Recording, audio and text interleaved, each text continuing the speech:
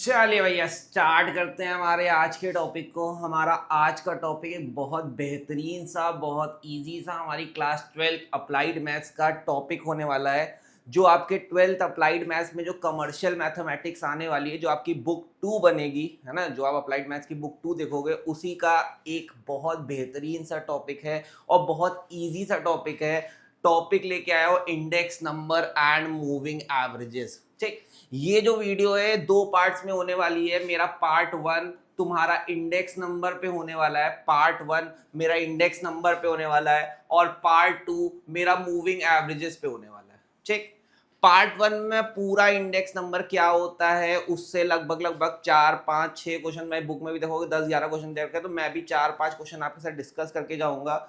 अगर आप मेरे साथ वीडियो में पूरा बने रहोगे तो इंडेक्स नंबर में आपको इससे ज्यादा करने की जरूरत नहीं है। एग्जाम में फुल इंडेक्स नंबर में आएंगे। जितना इंडेक्स नंबर आएगा उतना मेरा सही होगा, ये मैं आपके लिए गारंटी ले रहा हूं। ठीक, तो बिना टाइम वेस्ट किए अपने टॉपिक को स्टार्ट करते हैं। सबसे पहली बात आती है, सर इंडेक्स नंबर होता क्या है। तो इंडेक्स नंबर, मान लेते हैं कि आपके पास 2 साल हैं 2020, जैसे मैंने एग्जांपल भी लिया है कि मान लेते हैं 2020 और 2025, ये 2 साल है। ठीक, मैं अपने घर की बात करता हूं। 2020 में मैं ब्रेड, मिल्क और एग, ये 3 चीजें कंज्यूम करता था 2020 में। मेरे कंजम्पशन ब्रेड पे था 20 रुपए का, मिल्क पे था 40 रुपए का, और एग पे था 50 रुपए का। मैंने क्या बोला, मैं ब्रेड 20 रुपए ही खाता था, है ना, दूध 40 रुपए का पीता था, और अंडे 50 रुपए का खाता था। 2025 में 2025 में भाई क्या आ गई, महंगाई आ गई। महंगाई को तुम इकोनॉमिक्स अगर लिए हो तो इकोनॉमिक्स में हम लोग इसको इन्फ्लेशन कहते हैं। क्या कहते हैं, इन्फ्लेशन। महंगाई आ गई, महंगाई आ गई। अब यही ब्रेड 20 वाली 30 की हो गई। तुम देख भी रहोगे, जो 20 रुपए वाली ब्रेड थी आजकल छोटे होकर 30 रुपए की हो गई है। जो मिल्क 40 रुपए का 1 लीटर मिलता था, आज वो 60 रुपए का 1 लीटर है ना। और जो अंडे हैं वो 70 रुपए के मिलने लगे, पहले 50 के मिलते थे।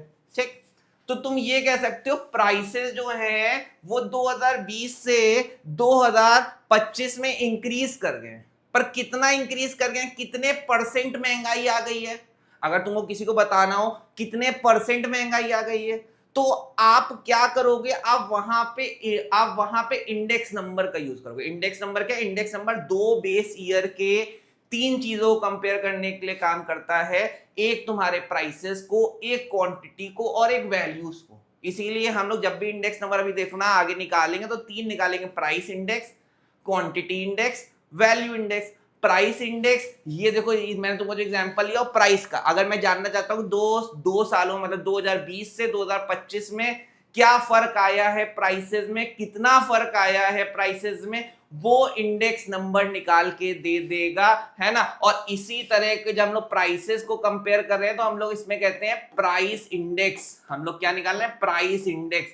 प्राइस इंडेक्स से मेरा क्या मतलब है, हम लोग जो कंपैरिजन कर रहे हैं वो प्राइसेस का कंपैरिजन कर रहे हैं। हम लोग किसका कंपैरिजन कर रहे हैं, प्राइसेस का कंपैरिजन कर रहे हैं। अब जब भी तुम इंडेक्स नंबर निकाल रहे होगे तो ये बात जरूर याद रखना, इंडेक्स नंबर निकालते टाइम 2 सालों की जरूरत होती है। एक 2020 वाला और एक 2025 वाला। जिस मतलब जो साल बीता हुआ साल होता है, जो पास्ट ईयर होता है, इसको हम लोग बेस ईयर कहते हैं। इसको हम लोग क्या कहते हैं, बेस ईयर कहते हैं। एक होता है बेस ईयर और दूसरा होता है करेंट ईयर। दूसरा होता है करेंट ईयर। ठीक, एक होता है बेस ईयर और एक होता है करंट ईयर। बेस ईयर वो ईयर होता है जिससे आज के साल को कंपेयर किया जा रहा है। मैं जानना चाहता हूं 2025 में कितनी महंगाई आ गई है 2020 से, तो 2025 को कंपेयर करने जा रहा हूं 2020 से, तो 2020 तुम्हारा क्या हो गया, बेस ईयर हो गया, और 2025 तुम्हारा क्या हो गया, करंट ईयर हो गया। इतनी बात में कोई दिक्कत, इतनी बात में कोई दिक्कत। अब देखो मैंने यही लिखा है, एक इंडेक्स नंबर एक स्टैटिस्टिकल मेजर है भाई, ये स्टैट्स का मेजर है जो शो करता है change in the value of variable. कितना वैल्यू में चेंज आया है, चाहे वो प्राइस का हो, चाहे क्वांटिटी का हो, या वैल्यू का। मैंने यही बोला ना, यही 3 चीजों में कंपैरिजन चेक करते हैं, प्राइस में, क्वांटिटी में, वैल्यू में। Over time taking 1 year as base year, 1 साल को बेस ईयर लेते हैं, and other as current year, and other as current year. ठीक, एक दूसरे वाले को करंट ईयर लेते हैं। ये बात याद रखना है, ये बात याद रखना है, जो बेस ईयर होता है इसका इंडेक्स नंबर कभी नहीं निकाला जाता है, इसका इंडेक्स नंबर हमेशा 100 आता है ना। बेस ईयर का इंडेक्स नंबर हमेशा कितना होता है, 100 होता है। करंट ईयर का हम लोग इंडेक्स निकालते हैं, करंट ईयर का हम लोग इंडेक्स नंबर निकालते हैं। ठीक, मैंने क्या बोला, बेस ईयर का इंडेक्स नहीं निकाला जाता है, बेस ईयर का इंडेक्स हमेशा 100 माना जाता है। करंट ईयर का इंडेक्स हम लोग निकालते हैं, इसीलिए मैंने लिखा भी है बेस ईयर यहां पे हमेशा 100 लिया जाएगा। कितना लिया जाएगा हमेशा, बेस ईयर हमेशा कितना लिया जाएगा, इंडेक्स नंबर 100। कोई एमसीक्यू में क्वेश्चन आया कि बेस ईयर का इंडेक्स कितना आया है, तो बेस ईयर का इंडेक्स हमेशा 100 आएगा। हमेशा कितना आएगा बेस ईयर का इंडेक्स, 100 आएगा। ये बात मन में नोट बना के याद कर लो, एमसीक्यू में क्वेश्चन फंस सकता है कि बेस ईयर का इंडेक्स हमेशा क्या होता है, 100 होता है। ये बात याद हो गई। अब एक बात और याद रख लो कि जो बेस ईयर होता है इसको हमेशा P0 से दिखाते हैं। अगर प्राइस का कंपैरिजन कर रहे हैं तो जीरो लगा देंगे, जीरो जिसके आगे भी लगा होता है, क्यू क्वांटिटी का मेजर करेंगे तो Q0 लिख देंगे, वैल्यू अगर रहेंगे तो V0 लिख देंगे। P0 मतलब किसी भी क्वांटिटी, कोई भी वेरिएबल का जिसका कंपैरिजन करे उसके आगे नीचे छोटा जीरो लिख दे, मतलब वो बेस ईयर को दिखा रहा है। और करंट ईयर को हम लोग P1 से दिखाते हैं या फिर इसको कहीं कहीं Pn से भी दिखाते हैं। ठीक, 1 लगा हो जो भी वेरिएबल के आगे वो करंट ईयर है, और जिसके आगे 0 लिखा हो हम लोग उसको बेस ईयर कहते हैं। ठीक है, इतनी बात मैं उम्मीद करता हूं बेसिक में इंडेक्स नंबर का एक माइंड मैप मन में क्लियर हो गया होगा। अब इंडेक्स नंबर का क्लासिफिकेशन, मैंने बोला ना इंडेक्स नंबर जो है वो 3 चीजों का कंपैरिजन करता है। प्राइसेस का कंपैरिजन कर रहा है, अगर तुम पैसों में कंपैरिजन कर रहे हो कि पैसों में कितना बढ़ोतरी हुई, मतलब इन्फ्लेशन कितना आया, महंगाई कितनी हो गई, कितना पैसा अब तुमको 2020 से 2025 एक्स्ट्रा खर्चा करना पड़ता है, वो तुम्हारा प्राइस इंडेक्स हो गया। ठीक, फिर पहले से तुम सामान कितना खाने लगे, पहले तुम्हारे घर में 10 किलो आटा लगता था, अब 2020 में अब 15 किलो आटा लगने लगा है ना। क्वांटिटीज का कंपैरिजन कर रहे हो तो उसको हम लोग क्वांटिटी इंडेक्स कहते हैं, उसको हम लोग क्या कहते हैं, क्वांटिटी इंडेक्स कहते हैं। भाई पहले मेरे घर में 10 किलो आटा लगता था, अब मेरे घर में 20 किलो आटा लगने लगा है, तो कितना परसेंट मेरे घर में भाई आटे का इंक्रीज हो गया, फ्लोर का इंक्रीज हो गया है, वो मेरा क्वांटिटी इंडेक्स हो गया। फिर वैल्यू इंडेक्स यानी तुम्हारी वेल्थ का इंडेक्स है ना, तुम्हारी वेल्थ में कितना चेंज आया है ना। और एक बात याद रखना, वैल्यू इंडेक्स हमेशा price index into quantity index के बराबर होती है। ये एक्स्ट्रा नॉलेज के लिए, इसी को हम लोग अभी चेक करेंगे एक टेस्ट में। उस टेस्ट को हम लोग टेस्ट ऑफ एडिक्वेसी में हम लोग अभी पढ़ेंगे आगे, और वहां पे इसको फैक्टर रिवर्सल टेस्ट कहते हैं। कि फैक्टर रिवर्सल टेस्ट ये कहता है कि जो वैल्यू इंडेक्स होती है वो हमेशा price index into quantity index का मल्टीप्लिकेशन होता है। ठीक है, तो हम लोग ये 3 चीजों का कंपैरिजन करने वाले हैं। अब ये इंडेक्स नंबर यूज कहां होता है, जो आरबीआई है उस इंडेक्स नंबर को यूज करती है महंगाई देखने के लिए, इन्फ्लेशन देखने के लिए, कि पैसों में पहले मैं, भाई तुम जानते हो आरबीआई जो है वो पैसा प्रिंट करती है, तो अपने कंपैरिजन किसका करेगी, पैसों का। जब पैसों कंपैरिजन कर रहा है तो इन्फ्लेशन है ना, इन्फ्लेशन चेक कर रही है। गवर्नमेंट भाई सैलरीज का रिवीजन करने के लिए 2020 में सैलरी कितनी मिलती थी, आज कितनी मिल रही है, तो उस हिसाब से सैलरी बढ़ाएगा कि अब 2020 अब आगे सैलरी बढ़ानी है। जैसे अभी फॉर एग्जांपल मैं एग्जांपल ले लेता हूं कि 2021 में हम लोग सैलरी देते थे 50,000 है ना, 2022 में हम लोग ने सैलरी दे दी, मान लेते हैं 2022 में नहीं 2025 में हम लोग ने सैलरी दे दी उसकी 70,000। ठीक, तो अब मेरे को अगर 2028 में चेंजेस लाने होंगे तो मैंने देखा होगा 2021 से 2025 में मैंने 30% का रिवीजन किया है गवर्नमेंट ने, तो इस बार भी 30% से ही वो रिवीजन कर देगा। तो गवर्नमेंट क्या करने के लिए लाएगी, सैलरीज का रिवीजन करने के लिए लाएगी। कंपनीज क्यों यूज करेंगे, अपनी बिजनेस की ग्रोथ एनालाइज करने के लिए। फैमिलीज क्यों करेंगी, अपना कॉस्ट ऑफ लिविंग देखने के लिए। तो अलग अलग लोग अलग अलग तरीके से इंडेक्स नंबर का यूज करेंगे। ठीक, अब इंडेक्स नंबर को कैलकुलेट करने के मेथड्स कितने होते हैं, तो पहले तो ये बात याद रख लो, इंडेक्स नंबर को कैलकुलेट करने के 2 मेथड्स होते हैं। पहले मेथड होते हैं सिंपल, दूसरे होते हैं वेटेड।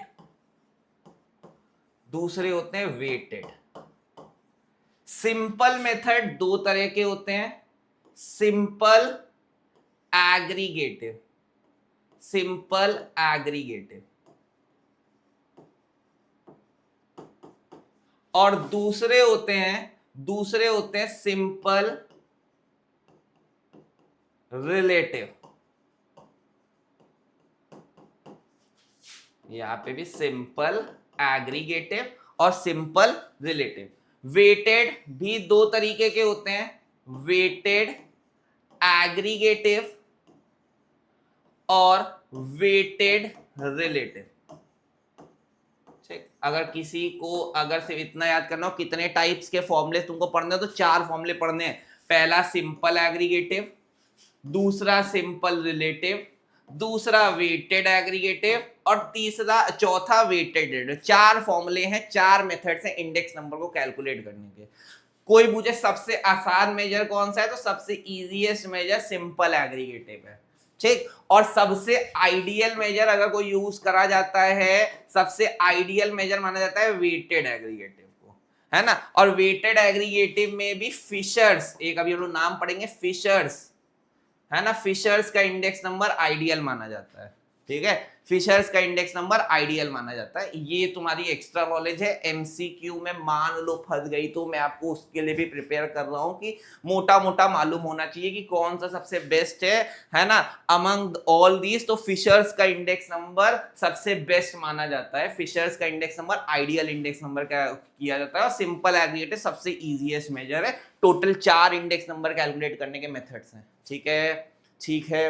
अब सिंपल एग्रीगेटिव में आते हैं। देखो नाम ही है सिंपल, बिल्कुल आसानी से हो जाए, और एग्रीगेटिव का मतलब होता है एग्रीगेट मतलब सबको जोड़ लो भाई। तब जब तुम अपना एग्रीगेट निकालते हो मार्क्स का, तो कैसे निकालते हो एग्रीगेट मार्क्स का, सबको जोड़ लेते हो डिवाइडेड बाय जितना तुम्हारा मार्क्स। जैसे तुमने 5 सब्जेक्ट लिए हैं तो 5 सब्जेक्ट 100 मार्क्स के हैं, तो 500 तुम्हारा टोटल हो गया, है ना। उसमें से तुमने स्कोर किया 360, तो 360 तुम्हारा एग्रीगेट हो गया। 360 अपॉन 500 इंटू क्या कर देते हो, इंटू 100 कर देते हो, तुम्हारी परसेंटेज निकल आ जाती है, तुम्हारी परसेंटेज। सेम यहाँ पे भी करेंगे। यहाँ पे देख लो, यहाँ पे अगर मेरे को सिंपल एग्रीगेटिव से निकालना है, तो मैंने बोला मैं कंपेयर कर रहा हूं बेस ईयर को करंट ईयर से, तो मैं इसको क्या लिखूंगा, मैंने कंपेयर किया है बेस ईयर को 0 से दिखाते हैं, करंट ईयर को 1 से दिखाते हैं। मैंने इसको लिख लिया P01, मैंने इसको क्या लिख लिया P01।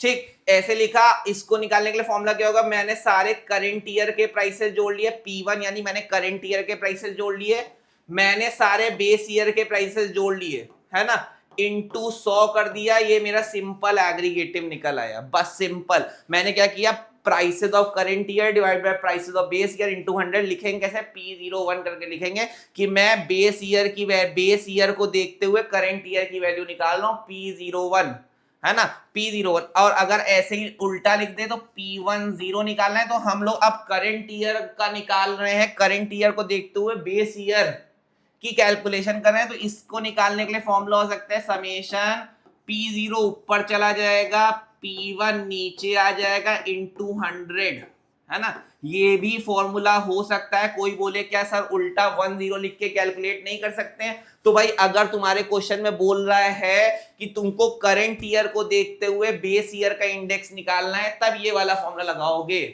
लेकिन अगर तुमसे बोल रहा है कि बेस ईयर को देखते हुए करंट ईयर निकालना है, मैंने फिर बोल रहा हूं बेस ईयर को देखते करंट ईयर निकालना है, तो यही वाला फॉर्मूला लगेगा। बेस ईयर को देखते हुए अगर करंट ईयर निकालना है तो यही वाला फॉर्मूला लिखेगा। देखो मैंने लिख भी रखा है, it is the sum of prices of all item under consideration in current year divided by sum of prices of item in base year multiplied by 100। और ये देखो ये मैंने फॉर्मूला लिख भी रखा है, और सेम फॉर्मूला मैंने आपको बताया भी। फटाक से मैंने 10 सेकंड दिए, जल्दी से इतना लिख लो, है ना, जल्दी से इतना लिख लो।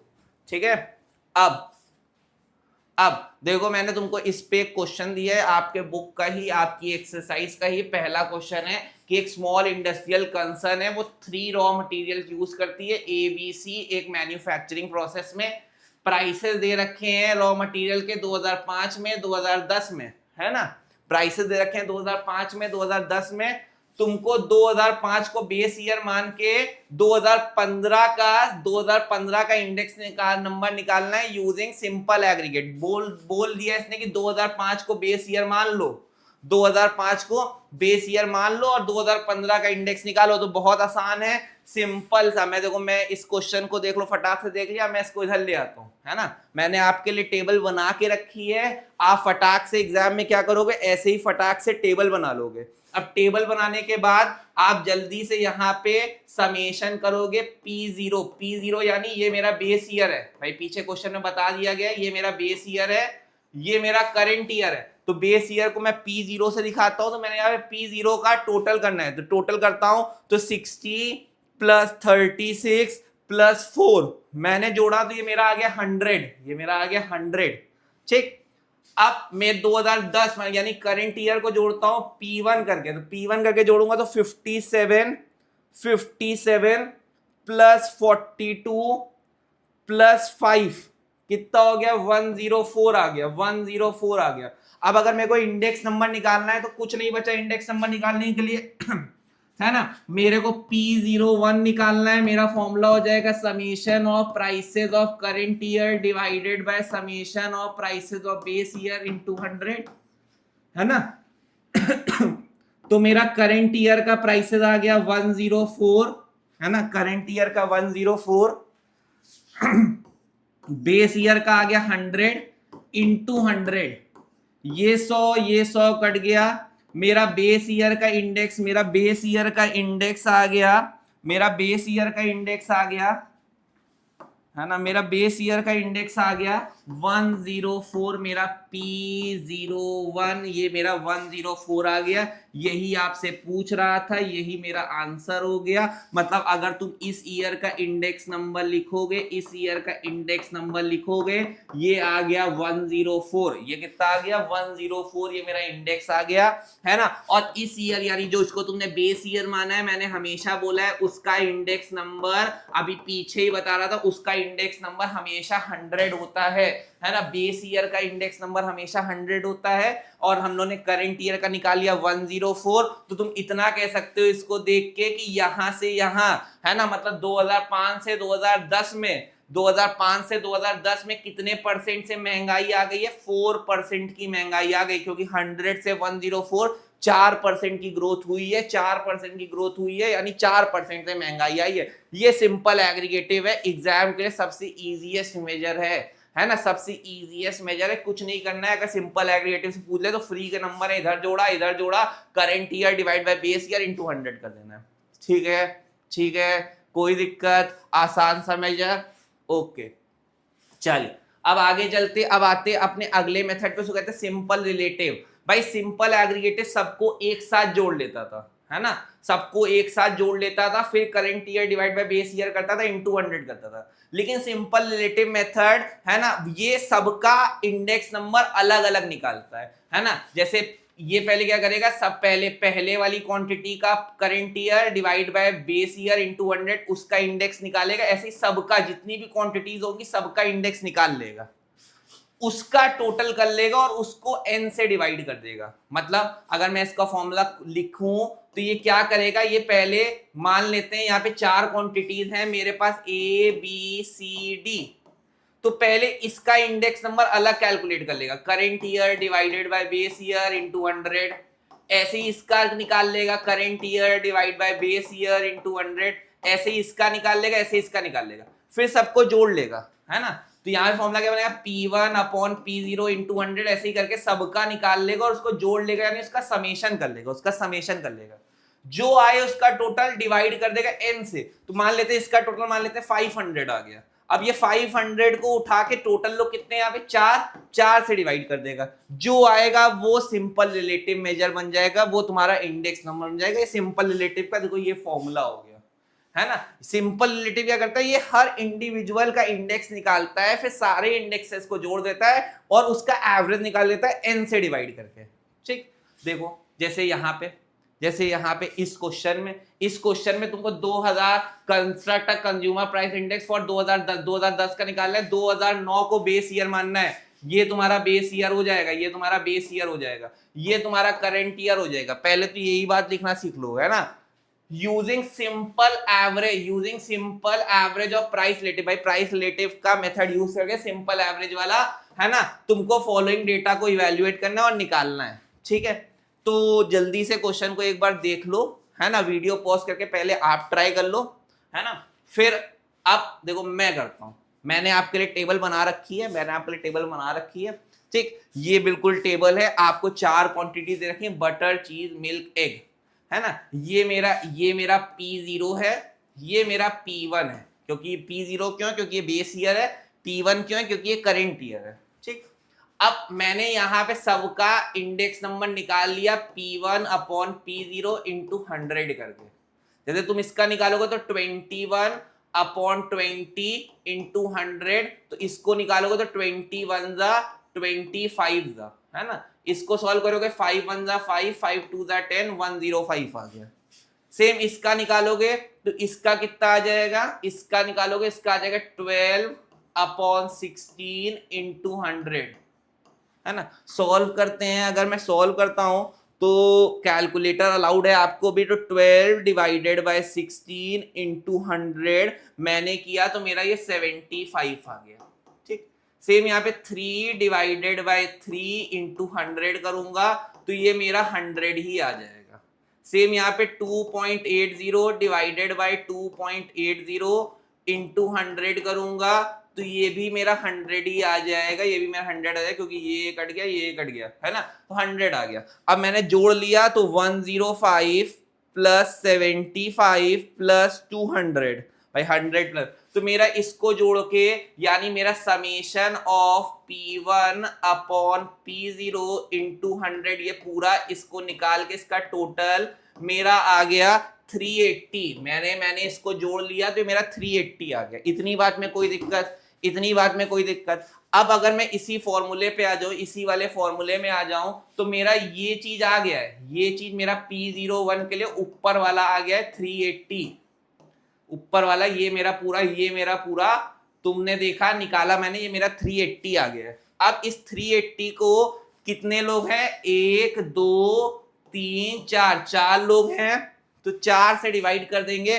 तो अगर मैंने इसको डिवाइड किया 4 से, 380 डिवाइडेड बाय 4, तो मेरा आ गया 95, मेरा कितना आ गया 95, ठीक। तो यहाँ का इंडेक्स नंबर अगर मैं निकालूंगा तो मेरा इसका इंडेक्स नंबर आ गया 95, और बेस ईयर का हमेशा 100 होता है, ठीक। तो इसका आंसर मेरा कितना आ गया 95। तुम क्या बोलोगे, 5% से महंगाई गिर गई है, 5% अब तुम कम खर्चा कर रहे हो। 2009 से 2010 में अगर देखोगे तो 2009 में अगर तुम 100 खर्चा करते थे तो 2010 में तुम 95 ही खर्चा करते हो, मतलब महंगाई कम हो गई है। महंगाई क्या हो गई है, कम हो गई है।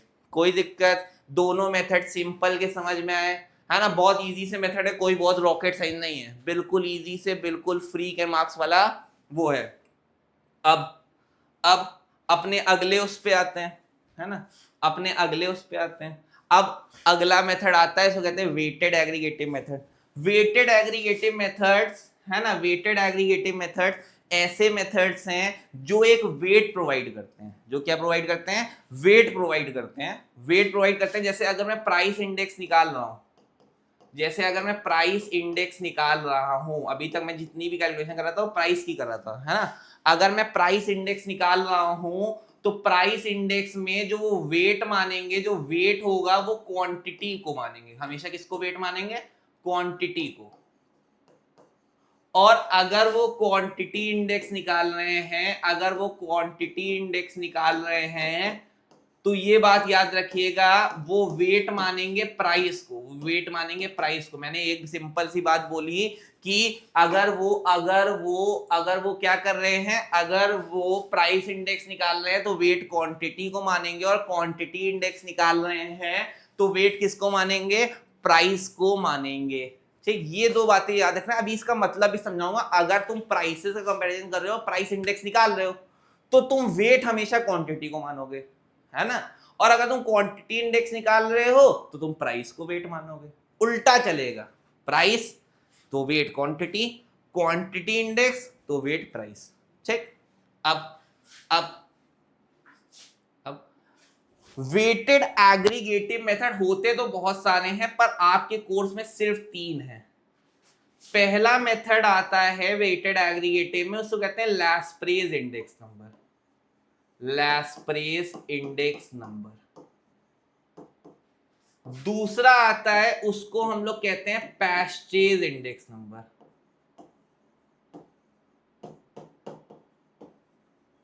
और तीसरा आता है, उसको हम लोग कहते हैं लैस्प्रे पैशे, और तीसरा आता है उसको हम लोग कहते हैं फिशर्स।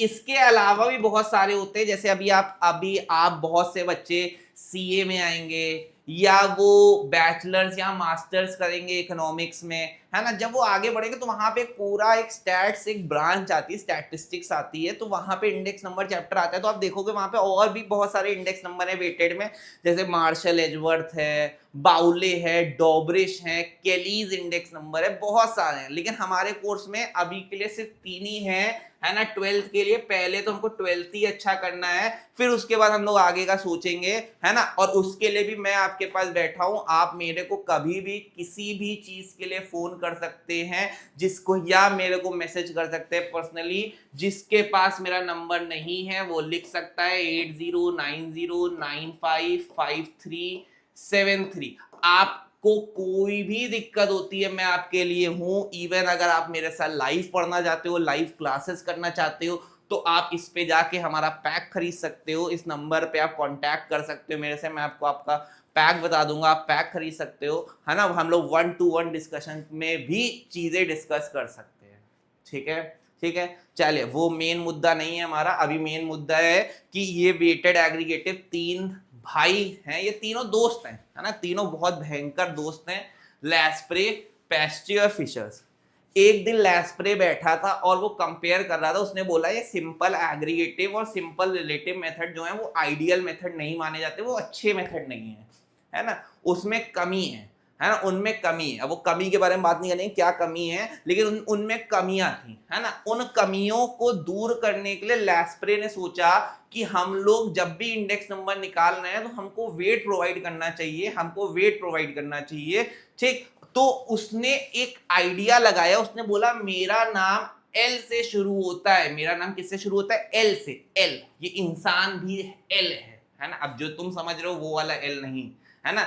लैस्प्रेस का नाम शुरू होता है एल से, इंसानी एल है ना। ये वो वाला एल नहीं है जो आप सोच रहे हो, है ना। इसका नाम एल, यानी यहाँ पे वो वाला एल नहीं, यहाँ पे L stand for last year, यहाँ पे L stand for last year, L stand for last year. तो इसने इतनी सी बात बोली कि जो तुमने फॉर्मूला पढ़ा है अभी तक, summation of prices of current year divided by summation of prices of base year into 100, यही फॉर्मूला तो पढ़ा था तुमने। अगर याद करो, अगर वेटेड हटा के यहाँ पे सिंपल एग्रीगेटिव लिख दे तो सिंपल एग्रीगेटिव में तुमने ये तो फॉर्मूला पढ़ा था, prices of current year divide by prices of base year into 100, है ना।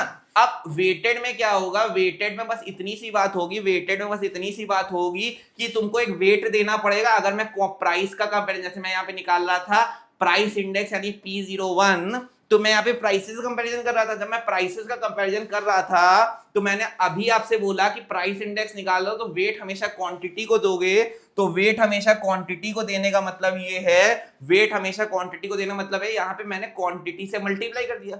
अब कौन से साल की क्वांटिटी, कौन से साल की क्वांटिटी? तो लैस्प्रे ने बोला मेरा नाम एल से शुरू होता है, एल यानी लास्ट ईयर, एल यानी लास्ट ईयर, लास्ट ईयर यानी मेरे को जो क्वांटिटी मल्टीप्लाई करनी है वो Q0, यानी मेरे को बेस ईयर की क्वांटिटी मल्टीप्लाई करनी है। मेरे को किसकी क्वांटिटी मल्टीप्लाई करनी है? बेस ईयर की। ठीक, तो इसी के साथ इसका दूसरा दोस्त बैठा हुआ था, दूसरा दोस्त यानी पैस्चेज बैठा हुआ था। पैस्चे ने बोला क्या बेवकूफी वाली बात करता है बे, है ना। तेरा नाम एल से शुरू होता है, तूने लास्ट ईयर ले लिया, चल ठीक, मैंने तेरी बात मान ली, है ना। इसने बोला मेरा नाम पी से शुरू होता है। मेरा नाम किससे शुरू होता है? पी से शुरू होता है। P stand for present year, P stand for present year.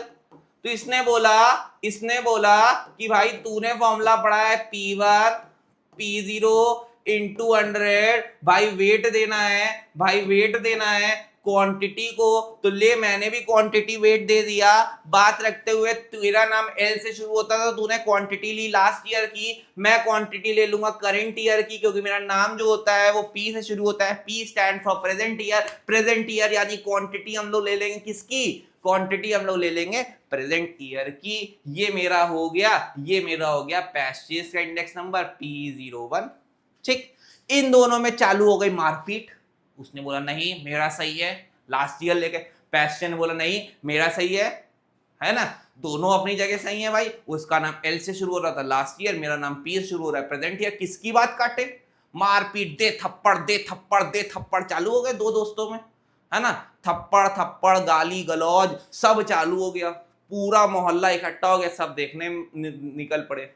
वहीं पे एक बहुत सिंपल सरल शांत प्रिय इंसान, तुम भी देखोगे ना, तुम्हें दो दोस्तों में लड़ाई हो रही होगी तो एक जरूर टपक जाएगा, शांत करवा रहे, नहीं भाई दोस्त है दोस्त है दोस्त है ना, आपस में मत लड़ो। एक आ जाता है मीडिएटर। सेम मीडिएटर यहाँ पे बन क्या है, फिशर्स। यहाँ पे मीडिएटर कौन बन क्या है, फिशर। फिशर ने बोला भाई तू भी सही है लैस्प्रे, और पैसे तू भी सही है। ठीक, फिशर्स ने क्या किया, फिशर्स ने बोला कि अगर अब तेरे को इंडेक्स नंबर निकालना है तो सिंपली जो लैस्प्रे ने निकाला है और जो पैस्चर निकाला है दोनों को मल्टीप्लाई कर दो, अंडर रूट कर दो। लैस्प्रे का जो इंडेक्स नंबर आया और जो पैस्चर का इंडेक्स नंबर आया दोनों को मल्टीप्लाई करके अंडर रूट कर दो, फिशर्स निकल आएगा, है ना। यहां पे तुम इसको कहते हो कि उसने geometric mean of Laspeyres and Paasche निकाल दिया है ना, ज्योमेट्रिक मीन। तो दोनों में लड़ाई ना हो, तो एक नेता इंसान दोनों की लड़ाई में, वो वाली कहानी नहीं सुनी है कि दो बंदर लड़ रहे थे या दो बिल्लियां लड़ रही थी, है ना, रोटी के लिए। उत्ते में बंदर आता है लड़ाई सुलटाने, वो थोड़ा खाता है एक और तोड़ के कि बराबर बराबर बढ़ जाए, फिर दूसरा खाता है। वाली कहानी तुमने सुनी होगी। तो बस ये वही कहानी है, दोनों में लड़ाई चल रही थी कि मैं बेस्ट हूं, दोनों आइडियल बनना चाह रहे थे, दोनों बेस्ट बनना चाह रहे थे, अवार्ड काम कमाना चाह रहे थे। लेकिन इन दोनों बिल्लियों की लड़ाई में एक बंदर आया फिशर्स, और उस फिशर्स ने इन दोनों का ही फॉर्मूला यूज करके सिंपली दोनों को मल्टीप्लाई करके रूट कर दिया। वो क्या बन गया, वो तुम्हारा उसका एक इंडेक्स नंबर बन गया। उस इंडेक्स नंबर को हम लोग फिशर्स का इंडेक्स नंबर कहते हैं, और इसी यही आइडियल माना जाता है, यही इंडेक्स नंबर आइडियल है। ठीक है, लैस्प्रेज हो गया, पैस्चेज हो गया, फिशर्स हो गया। मैं हट जा रहा हूं, फटाक से एक स्क्रीनशॉट मार लो, ठीक है। अब तुम फॉर्मूला समझ गए।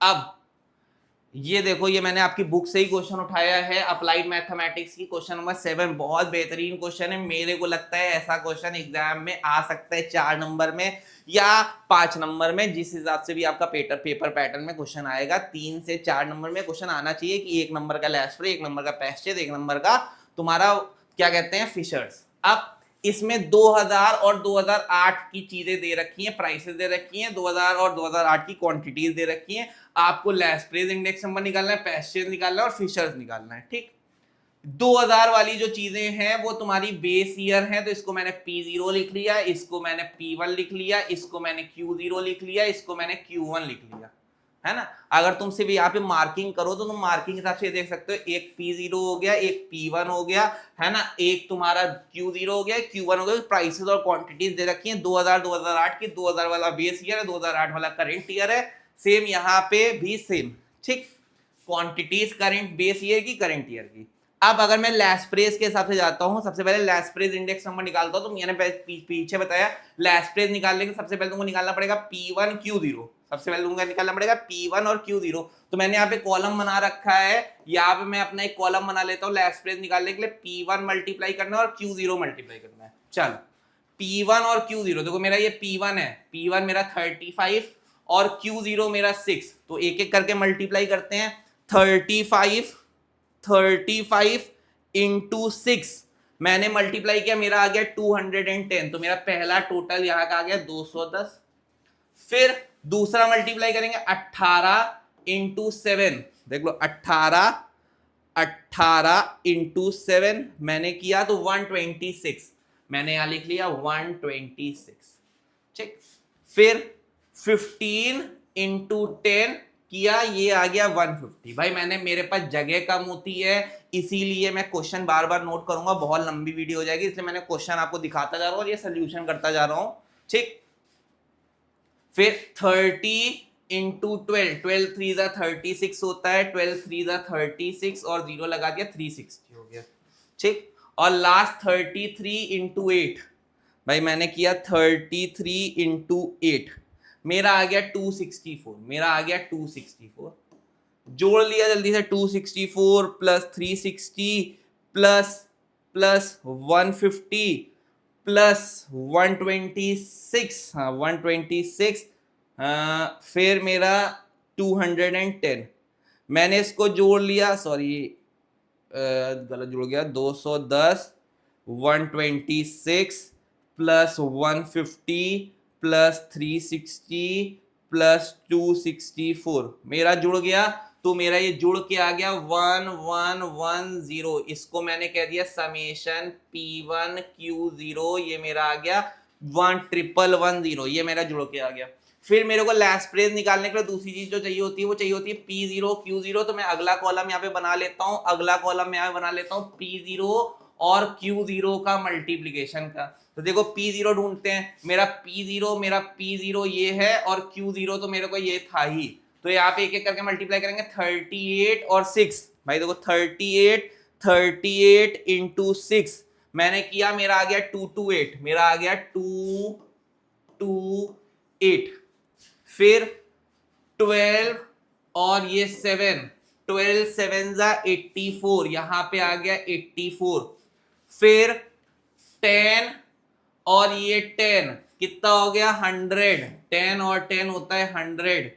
फिर 25 इंटू 12, भाई 25 इंटू 12 मैंने किया तो मेरा आ गया 300। फिर 30 इंटू 8, 8 3 जा 24 होता है, मैंने लिख लिया 240।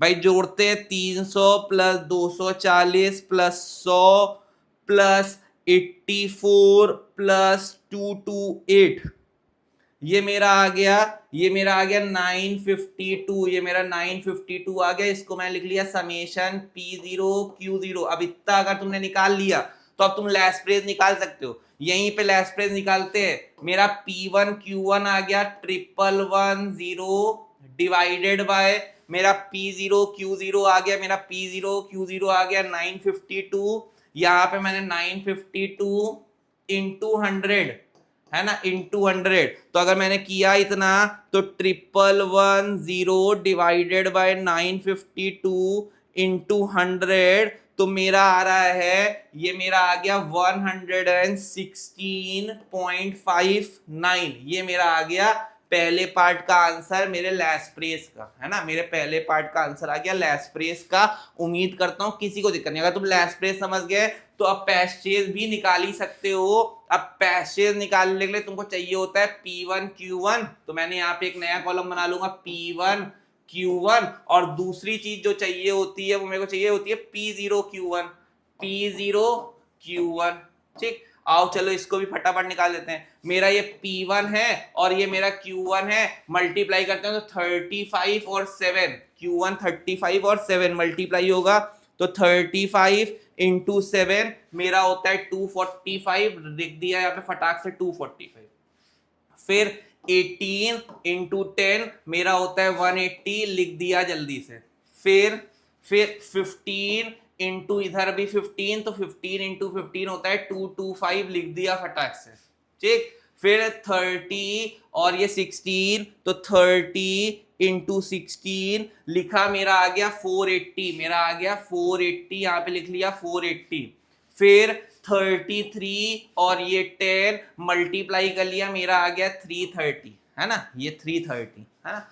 आप जोड़ लो 245 180 है ना, फिर 225, फिर 480, फिर 330 मैंने जोड़ा, मेरा आ गया 1460, इसको तुम कहोगे P1 Q1, ये तुम्हारा समेशन आ गया, ठीक है। ठीक है, मैं सारी कैलकुलेशन आपके साथ कर रहा हूं, आप वीडियो रोक के खुद भी कैलकुलेशन कर सकते हो, है ना। मैं चाहूंगा भी कि आप वीडियो रोक के खुद से करो और स्किप करके सिर्फ सीधा सीधा ये देखो, ठीक है, जो आंसर्स आ रहे हैं, जो मेरी कैलकुलेशन के टोटल आ रहे हैं, ठीक। फिर मेरा अगला कॉलम होता है P0 Q1, तो ये मेरा P0 है और ये मेरा Q1 है, तो करते हैं 38, मेरा आ गया 38 इंटू 7, मैंने किया, मेरा आ गया 266, मेरा पहला आ गया 266। अगला वाला करूंगा तो 12 इंटू 10 120, अगला वाला आ गया 120। फिर उसके अगले में जाएंगे तो 10 इंटू 15, है ना, 10 इंटू 15 होता है 150। फिर अगले वाले में आएंगे 25 इंटू 16, भाई 25 इंटू 16 किया तो 400 होता है, 400 लिख लिया। फिर 30 इंटू तुम्हारा Q1 10, तो 30 इंटू 10 300 होता है, तो 400 300 700 700 850, भाई 850 प्लस 120 मैंने जोड़ा प्लस 266, मेरा ये जोड़ के आ गया 1236, ये आ गया 1236। इसको तुम क्या लिखोगे, P0 Q1 समेशन। अब सब कुछ आ गया, अब तुम्हारा ये वाला P1 Q1 आ गया 1460, देखो ये देखो, ये 1460 P1 Q1, और ये आया 1236 डिवाइडेड बाय 1236 इंटू 100, तो करते हैं जरा, 1460 डिवाइडेड बाय 1236 इंटू 100, है ना, ये आ गया 118.12, ये मेरा आ गया पैस्चेस का, ये मेरा सेकंड पार्ट आ गया पैस्चेस का। भाई लैस्प्रेज आ जाए, पैस्चेज आ जाए तो क्वेश्चन में कुछ बचता नहीं है, लैस्प्रेज आ जाए, पैस्चेज आ जाए तो क्वेश्चन में कुछ बचता नहीं, क्योंकि अब फिशर्स निकालना है। तो फिशर्स क्या है भाई, इन दोनों का मल्टीप्लीकेशन है, तो मैं देखो यहाँ पे कर देता हूं, तो मेरा 116.59 मल्टीप्लाइड बाय 118.12, आप इन दोनों को मल्टीप्लाई करोगे, रूट का बटन दबा दोगे, जो आएगा वो फिशर्स हो जाएगा। अब मैं फिशर्स नहीं निकालूंगा, फिशर्स का आंसर आप मेरे को कमेंट बॉक्स में बताओगे कितना आया फिशर्स का आंसर, ठीक है। लैस्प्रेज हो गया, पैस्चेज हो गया, फिशर्स हो गया, इतनी बात में कोई दिक्कत, इतनी बात में कोई दिक्कत, है ना। ये देखिए, ये आपका क्वेश्चन और ये आपका सल्यूशन, जल्दी से इसका स्क्रीनशॉट ले ले, है ना, और यहाँ पे भी आपका सल्यूशन है, यहाँ पे भी आपका सल्यूशन है, इसका भी स्क्रीनशॉट ले ले एक बार, है ना। और खुद से, ऐसा नहीं सिर्फ इस क्वेश्चन को, अपने हाथ से इस क्वेश्चन को लगाए। जब आप इस क्वेश्चन को अपने हाथ से लगाओगे ना, तो बहुत सारे कॉन्सेप्ट क्लियर हो जाएंगे, एग्जाम में क्वेश्चन आएगा 7th वाला, मेरे को ऐसा क्वेश्चन लगता है कि आएगा, ठीक है। और इसमें देखो एक और बात है कि ये जो इसका जो थर्ड पार्ट, देखो तीसरा चौथा पार्ट ये भी है कि इसमें ये भी देखना है कि फिशर्स का index number time reversal test को सेटिस्फाई करता है या नहीं, है ना। तो टाइम रिवर्सल टेस्ट, अभी इसके बारे में हम लोग बात करेंगे, इसके बारे में अभी हम लोग बात करेंगे टाइम रिवर्सल टेस्ट क्या होता है ना। अभी आएंगे तो वापस इस क्वेश्चन पे आएंगे, चौथा पार्ट इसका दोबारा सॉल्व करेंगे, ठीक है। अभी के लिए इतनी बात। अब आता है weighted average of price relative. Weighted average of price relative बहुत इजी सा मेथड है, तुमने प्राइस रिलेटिव सिंपल वाला पढ़ा है, सबका अलग अलग इंडेक्स निकाल लो, P1 P0 इंटू 100 करके सबका अलग अलग इंडेक्स निकाल लो, जैसे तुमने अभी सिंपल रिलेटिव निकाला था। जो आए उसको वेट से मल्टीप्लाई कर दो, यहाँ पे वेट दिया होगा, W करके वेट दिया होगा तुम्हारे क्वेश्चन में, वेट से मल्टीप्लाई कर दो, है ना। वेट से मल्टीप्लाई करने के बाद इंडिविजुअल का फिर समेशन W कर दो, समेशन क्या कर दो, W के टोटल से डिवाइड कर दो, ठीक। ये फॉर्मूला है, अभी आपको क्वेश्चन करूंगा तो दिखाता हूं कि कैसे रखा जाएगा, ठीक। आओ, जैसे ये आपको क्वेश्चन दे रखा है, ये आपको क्वेश्चन आया एग्जाम में, कंज्यूमर प्राइस इंडेक्स 2019 का निकालना है 2017 को देख के, तो 2017 वाला बेस ईयर हो गया, ये मेरा करंट ईयर हो गया, ये तुमको W यानी वेट दे रखा है। Weighted average of price relative method को यूज करके तुमको इंडेक्स नंबर निकालना है, जहां पे भी वेट दे रखा हो समझ लो वेटेड प्राइस रिलेटिव मेथड लगने वाला है ना। अब इसका सल्यूशन करते तो मैंने आपके लिए टेबल प्रिपेयर कर ली है, मैंने इसको लिख लिया है P0, इसको मैंने लिख लिया है P1, इसको मैंने लिख लिया है W, है ना। अब सबसे पहले हम लोग I निकालेंगे, इस I बोलो या तुम इसको P1 अपॉन P0 इंटू 100 बोलो, बात एक ही है, तो एक एक करके निकालते हैं। P1 मेरा 280, 200 डिवाइड करते हैं, चलो भाई मैंने फटाक से अपना कैलकुलेटर खोल लिया, आप लोग मेरे साथ साथ खोलो, 280 डिवाइडेड बाई 200 इंटू 100, मेरा आ गया ये 140, मेरा ये आ गया 140, कोई दिक्कत, ठीक। फिर यहाँ पे 200 डिवाइडेड बाय 100 इंटू 100, तो ये 200 ही आ जाएगा। फिर 120 डिवाइडेड बाय 150 इंटू 100 किया मैंने, तो मेरा ये 80 आ गया, ठीक। फिर यहाँ पे 100 डिवाइडेड बाय 50 इंटू 100 करूंगा, तो ये भी मेरा 200 ही आ जाएगा, ये भी मेरा कितना आ जाएगा, 200 आ जाएगा, ठीक। अब ये जो आई आया है इसको W से मल्टीप्लाई करना पड़ेगा। 140 इंटू 30, भाई मैं एक एक करूंगा, 140 इंटू 30 मेरा आया 4200, 4200, ठीक। फिर 200 इंटू 20, 200 इंटू 20 भाई मेरा आ गया 4000, ठीक। फिर 80 इंटू 2, 8 टू द 16 और 2 जीरो लग गए 1600, और यहाँ पे 2000 जोड़ा जरा, 2000 4 6000, 6 4 10, 10000, 10000 और एक 11000, 11600, 11800, 11800, ये मेरा आ गया। इसको मैं कहूंगा समेशन P1 अपॉन P0, है ना, इंटू 100, ये जो आया है इंटू वेट, इस पूरे का समेशन आ गया, इस पूरे का समेशन आ गया जोड़ के, है ना। या तुम इसको सिंपल से समेशन IW भी कह सकते हो, समेशन IW भी कह सकते हो, ठीक। तो मैं एक बार दोबारा जोड़ के देख लेता हूँ, 4200 प्लस 4000 प्लस 1600 प्लस 2000 मैंने जोड़ा, तो आप देख पा रहे हो कि मेरा आ रहा है 11800, 11800 यहाँ पे भी आ रहा है। वेट का टोटल कर लेते हैं, वेट का टोटल आ गया 30 20 50, 50 20 70, 70 10 80, तो मेरा समेशन वेट आ गया 80, है ना, सॉरी, हाँ, मेरा समेशन W आ गया 80। अब सिर्फ और सिर्फ फॉर्मूले में रखना रह गया। मेरा देखो फॉर्मूला यहाँ पे था, मेरा फॉर्मूला ये था, ये मैंने पूरा निकाला है, ये मैंने पूरा ऊपर का निकाल लिया, W से मल्टीप्लाई करके कितना आया, ये मेरा पूरा W से मल्टीप्लाई करके आ गया 11800, तो मेरा ये पूरा आ गया 11800, है ना, ये 11800 ये मेरा पूरा आ गया, है ना, ये मेरा पूरा आ गया 11800 ऊपर का, डिवाइडेड बाय वेट का टोटल। तो तुम देखो मैंने यहाँ पे वेट भी निकाल लिया है, कहाँ गया मेरा वेट, हाँ आगे, हाँ ये मैंने वेट भी निकाल लिया, मेरा वेट भी आया था 80, तो मैंने यहाँ पे रख दिया डिवाइडेड बाय 80, तो ये जीरो कैंसिल हो गया। अगर मैंने काट रहा हूं तो ये आ जाएगा 11800 डिवाइडेड बाय 80, तो ये मेरा आ गया 147.5, ये मेरा आंसर आ गया, ठीक है, ये मेरा आंसर आ गया, ये मेरा weighted average of price relative हो गया। बहुत इंपॉर्टेंट है, मेरे को लगता है कि जो क्वेश्चन एग्जाम में आएगा, ये मेरा पर्सनल मानना है, या तो weighted average of price relative पे आएगा, या तो यही तुम्हारा लैस्प्रेस पैस्चेस फिशर्स पे आएगा। ये दोनों क्वेश्चंस को बहुत अच्छे से एक एक दो बार कर लीजिएगा, है ना, एक एक दो बार कर लीजिएगा, है ना, कि आपका ये कॉन्सेप्ट बहुत अच्छे से तैयार हो जाए, क्योंकि वेटेड एवरेज और वेटेड एग्रीगेटिव और वेटेड रिलेटिव तो बहुत इजी सा है, एक बार करोगे चीजें आ जाएंगी।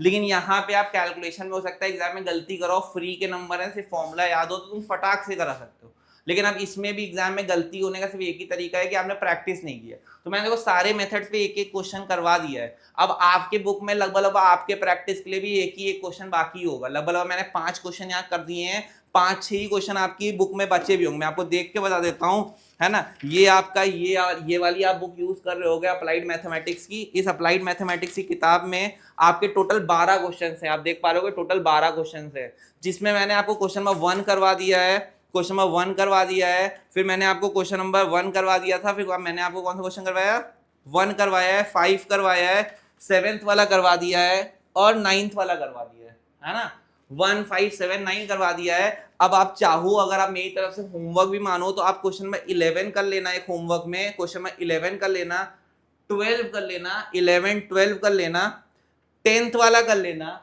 क्वेश्चन नंबर 10 कर लेना, 10 11 12 ये 3 क्वेश्चन आप मेरी तरफ से होमवर्क मान लेना, है ना, और एक क्वेश्चन नंबर 2 और 3 कर लेना, 2 3 अगर तुम होमवर्क मान रहे हो मेरी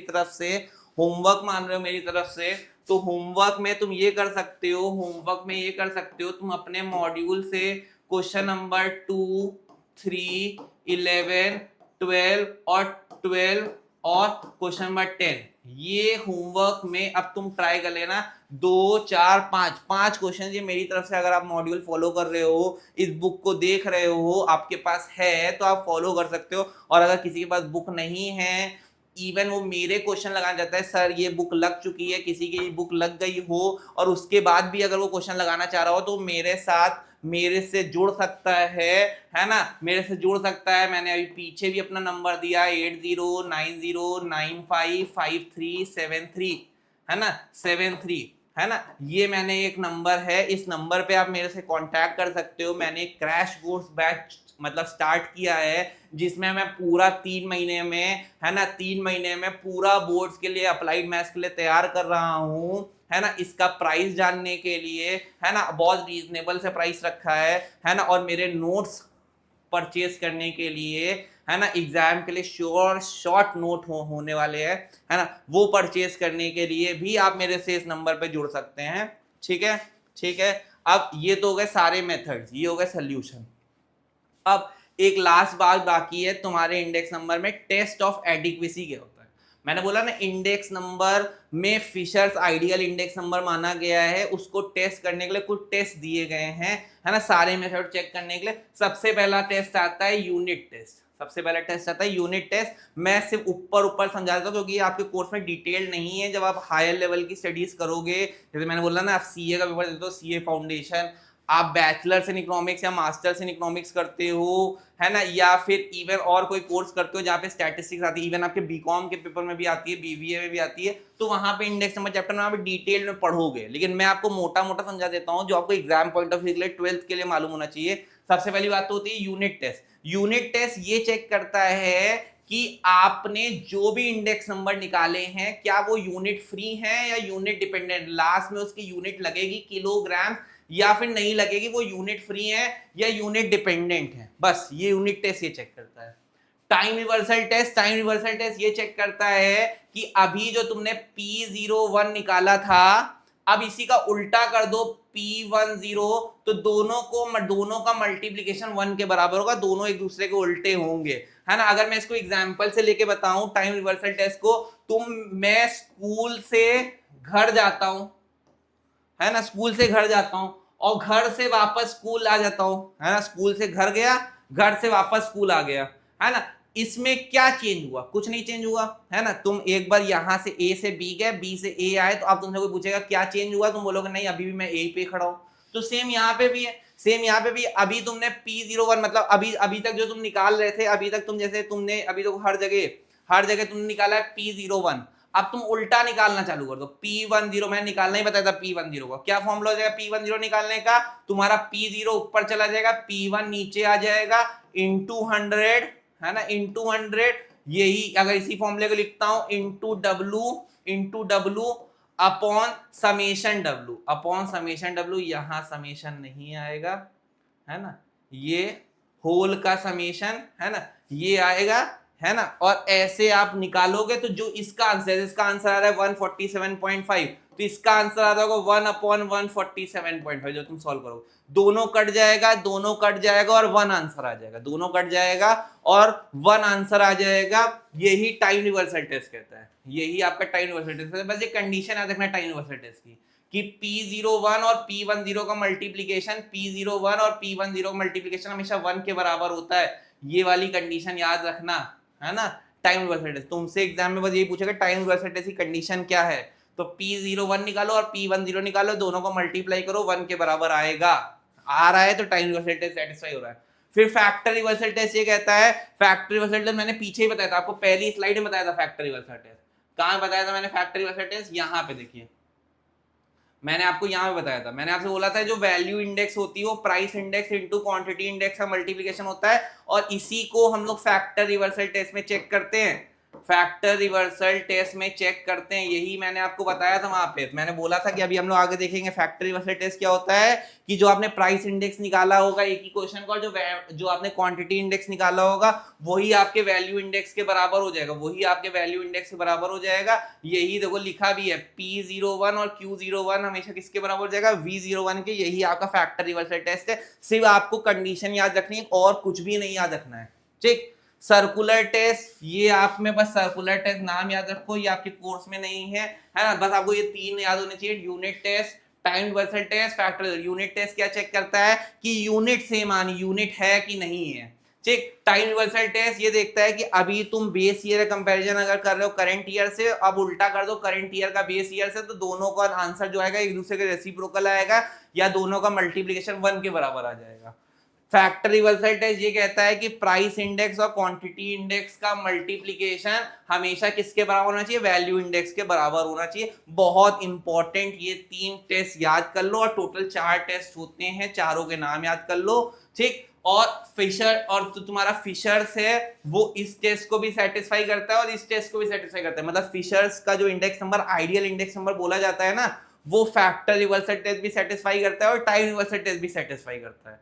दोनों चीजें सेटिस्फाई करता है, दोनों चीजें सेटिस्फाई करने की वजह से वो आइडियल इंडेक्स नंबर कहलाता है ना। कोई पूछे क्यों क्यों वाई फिशर्स का इंडेक्स नंबर आइडियल माना गया, why Fisher's index number is ideal. अगर कोई ये क्वेश्चन पूछे तो तुम ये बोलोगे कि वो टीआरटी यानी टाइम रिवर्सल टेस्ट की कंडीशन भी फुलफिल करता है और फैक्टर रिवर्सल टेस्ट की कंडीशन भी फुलफिल करता है, इसीलिए फिशर्स के इंडेक्स नंबर को आइडियल माना गया है। बाकी कोई भी, चाहे वो लैस्प्रेज हो, चाहे पेस्ट्रीज हो, चाहे सिंपल एग्रीगेटिव हो, चाहे सिंपल रिलेटिव हो, चाहे वो वेटेड रिलेटिव हो, कोई भी इन कंडीशन को सेटिस्फाई नहीं कर पाता है, सिर्फ और सिर्फ फिशर्स ही सेटिस्फाई कर पाता है टीआरटी और एफआरटी यानी टाइम रिवर्सल टेस्ट और फैक्टर रिवर्सल टेस्ट की कंडीशन को, इसीलिए उसके इंडेक्स नंबर को हम लोग आइडियल मानते हैं। ओके ओके, इतनी बात समझ में आई, इतनी बात समझ में आई। तो आपके पार्ट 1 इंडेक्स नंबर में इससे ज्यादा कुछ नहीं है। आपने अगर इतना पढ़ लिया है ना, तो आप समझो इंडेक्स नंबर में आपने मोर देन इनफ कर लिया है। आप सीधा पेपर के लिए बस 1-2 क्वेश्चन प्रैक्टिस करना है ना। और मैं आपके लिए बहुत सारे सैंपल पेपर लाने वाला हूं, है ना। उसी सैंपल पेपर को आप लगा लीजिएगा। मैं गारंटी लेता हूं कि आपकी कमर्शियल मैथमेटिक्स में आपको कोई भी गलती होने नहीं दूंगा, है ना। आपकी ये बुक टू में मैं फुल दिलवाऊंगा, है ना। लाएंगे तो हम लोग पूरे ही उसमें फुल। लेकिन अगर आप सिर्फ मेरे साथ वीडियोस में बने रहते हैं तो ये बुक 2, तो ये समझ लो ये बुक 2 में फुल मेरी गारंटी है ना। बुक 2 में फुल दिलवाना मेरी गारंटी होगी। बाकी अब बुक 1 के लिए आपकी मेहनत मेरी मेहनत दोनों की मेहनत लगेगी। बुक 2 तो सिंपल, मैं फिर बोल रहा हूँ, बुक 2 सिर्फ मेरे साथ कर लो, है ना। जो मैं वीडियो से पढ़ा रहा हूं उसके बस घर जाके 1-2 क्वेश्चन लगा लो। बुक 2 हो गई, यहाँ पे आप फुल ला सकते हो, रिवीजन कर लो, हफ्ते में 1-2 बार उठाओ, जो चैप्टर पढ़ लिया रिवाइज कर लो, बुक 2 खत्म, इजी है बुक 2। बुक 1 में थोड़ी मेहनत लगेगी, आपकी मेहनत मेरी मेहनत मिलके भाई मेहनत हो जाएगी, ठीक है। ठीक है, तो आज के लिए इतना रखते हैं। पार्ट 1 इंडेक्स नंबर में हम लोग ने इतना किया। अब पार्ट 2 में हम लोग मिलेंगे, इसी चैप्टर को आगे कंटिन्यू करेंगे। इजी सा पार्ट है, मूविंग एवरेजेस छोटा सा पार्ट होने वाला है, ठीक। तो जरूर से जाके पार्ट 2 भी देखिएगा। मिलते हैं आपसे नेक्स्ट टॉपिक में, तब तक ले बाय बाय टाटा।